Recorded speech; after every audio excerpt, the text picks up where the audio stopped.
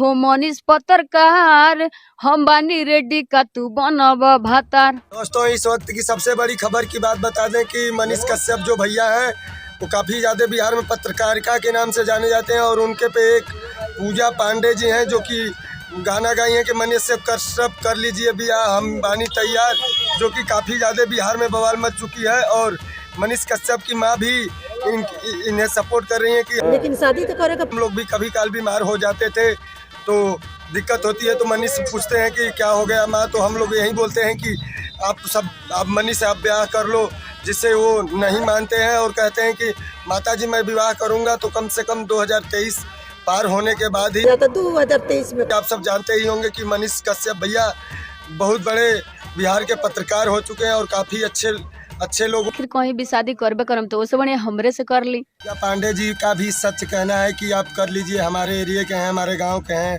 या फिर अगल बगल के हैं, तो हमसे शादी कर लीजिए, हमारी भी लाइफ सेट हो जाएगी, आपको मैं जीवन भर साथ दूंगी, जो कि पूरी लाइव आकर मीडिया के सामने बोला। और ये सॉन्ग काफ़ी ज़्यादा वायरल हुआ। होप कि ये हमारी वीडियो अच्छी लगी हो, वीडियो को लाइक